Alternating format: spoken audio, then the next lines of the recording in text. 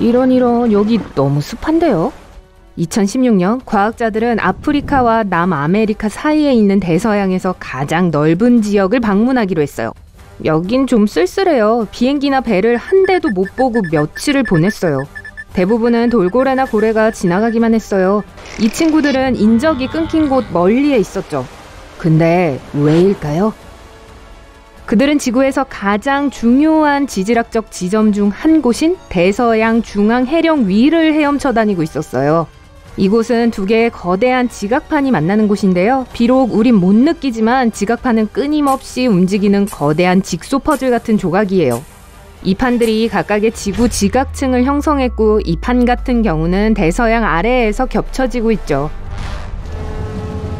연구원들은 해령 위로 떠내려가서 파도, 지진, 그리고 다른 진동을 감지하는 몇몇 기구들을 떨어뜨렸어요. 1년 후 결과를 수집하기 위해 돌아왔어요. 처음에는 이 두 판의 역사에 대해 더 많이 배우는 게 목표였어요. 하지만 그 기기들은 기대한 것보다 훨씬 더 많은 것을 알아냈어요. 미래에 관한 것도 알아낸 거였죠.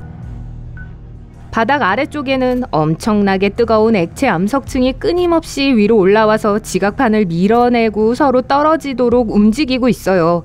즉, 대서양은 유럽과 아프리카를 아메리카 대륙으로부터 밀어내면서 매년 약 5cm씩 팽창하고 있다는 뜻이에요. 동시에 더 큰 이웃인 태평양은 줄어들고 있어요. 현재 이곳은 지구 표면의 약 30%에 달하는 면적을 가진 가장 큰 바다인데요. 평균 깊이는 4,000m고 모든 바다에서 가장 깊은 곳인 그 유명한 마리아나 해구의 본거지입니다.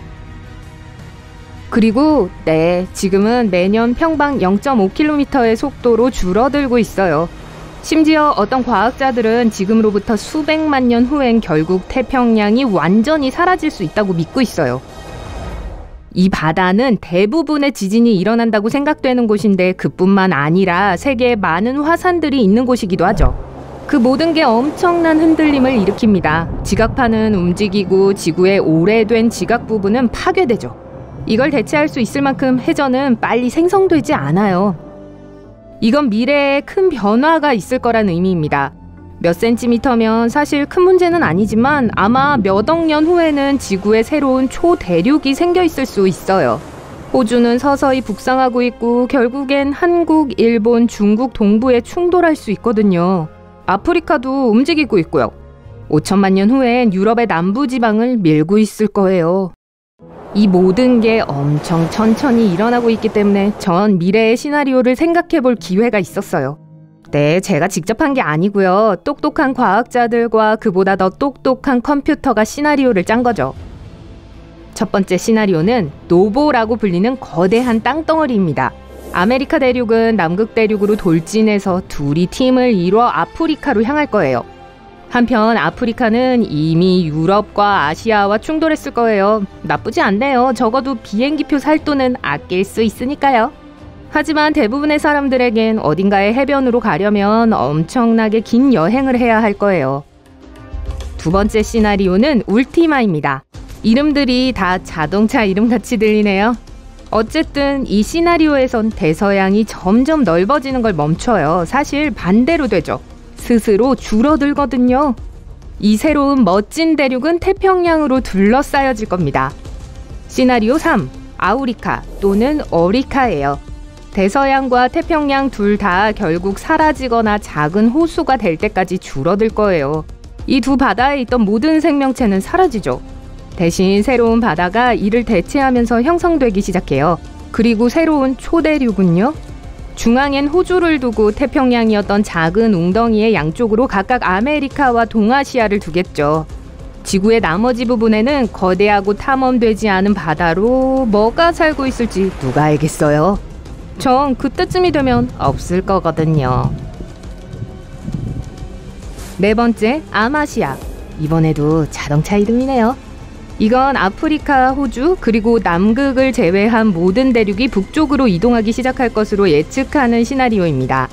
남극 대륙아 미안해. 지구도 널 자꾸 잊어버리네. 다음에 더 잘하자. 먼 훗날 모든 대륙을 가로질러 엄청나게 오래 도로 여행을 하거나 아프리카 남미 국경을 가로질러 차를 몰 수 있는 게 가능할지도 몰라요. 또는 심지어 인생에서 가장 긴 비행을 하지 않고도 호주에 도착할 수도 있어요. 하지만 한참 기다려야겠죠? 전 다음 2억 5천만 년 동안 뭘 하고 있어야 할까요?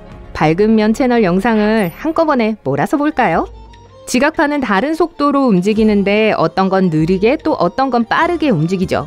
여러분의 머리카락과 손톱은 이 괴물들이 움직이는 것과 거의 같은 속도로 자랍니다.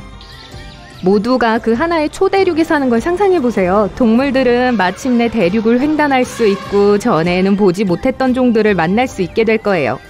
표범, 콧불소, 사자, 코끼리. 이 동물들이 자신들의 서식지를 벗어나 여행을 떠날 만큼 호기심이 생기면 어떻게 될까요? 사자는 북극곰을 만날 수도 있어요. 캥거루는 마침내 호주를 떠날 수 있고 따뜻한 곳으로 이주하던 새들은 여행 일정을 완전히 다시 짜야 할 거예요. 기후가 어떨지 누가 알겠어요. 대륙 직소 퍼즐을 갖고 노는 건 완전 새로운 일은 아니에요. 우리 세계가 항상 이러진 않았어요. 3억 년 전 우리 행성에는 7개의 대륙이 있지 않았어요. 단 하나의 대륙만이 있었죠. 판게아라고 불린 초대륙 말이에요. 판게아는 오직 하나의 바다에 둘러싸여 있었어요. 시간이 지나면서 서서히 떨어지기 시작했어요.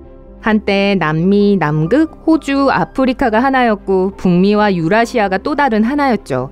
시간이 흐르면서 이 대륙들도 각자의 방향으로 향하면서 분리되었어요. 과학자들은 거대한 바다에 분리된 대륙에서 비슷한 식물과 동물 화석을 많이 발견했어요. 지도를 살짝만 봐도 아메리카와 남아메리카는 완벽하게 들어맞는 두 개의 거대한 퍼즐 조각같이 생긴 걸 볼 수 있을 거예요. 지도에서 모든 대양과 바다를 볼 때 마치 하나의 큰 바다가 있는 것처럼 서로에게 바로 흘러 들어가는 것처럼 보일 수 있는데 그곳의 사람들이 각기 다른 이름을 붙인 거죠. 만약 이 대양이 만나는 곳에 실제로 가본 적이 있다면 여러분은 그런 생각을 못할 거예요. 대서양과 태평양은 완전 다른 두 세계를 분리하는 보이지 않는 벽처럼 보이는 삼엄한 경계가 있어요. 서로 분명히 섞이지 않는 다른 색의 물을 볼 수 있어요. 물론 벽이나 물리학적인 경계선은 없어요. 하지만 물이 다 같은 건 아니에요.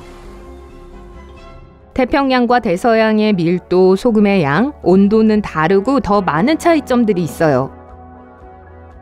두 개의 수역을 분리하는 경계선은 해양 클라인이라고 불려요. 대서양과 태평양을 나누는 그 선은 염분 수치가 달라서 생겨요. 이건 염분 수치가 다른 물의 층이 어떻게 생긴 건지 보여주는 거예요.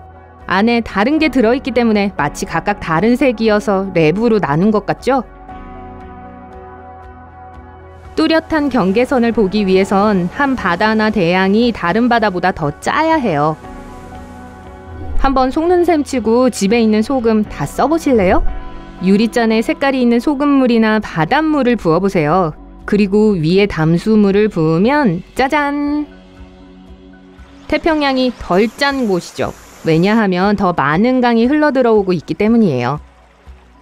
비중이 더 큰 액체는 무거워요. 그래서 바닥으로 가라앉죠.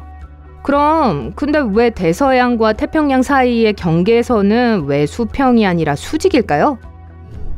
우선 이 두 바다의 염분의 밀도 차이가 서로를 섞이지 못하게 할 만큼 충분한 것 같지만 하나를 위에 띄우고 하나를 밑으로 보낼 만큼은 충분치 않나 봐요.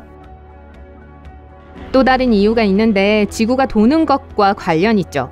여러분이 칠레에서 뉴 잉글랜드로 가는 비행기를 탄다고 합시다. 만약 북으로 직선으로 날아가면 그곳에 도착할 때쯤이면 지구가 약간 돌아가 목적지 근처에도 못 가 있을 거예요. 목적지로 제대로 가려면 조종사들은 약간 곡선을 그리면서 날아야 해요. 해류가 다른 방향으로 움직이는 것도 이와 같은 이유예요. 대서양과 태평양의 해류는 서로 멀어지면서 움직이기 때문에 둘 다 물인데도 경계선에선 실제로 섞이지 않아요. 헷갈리죠? 네, 저도요.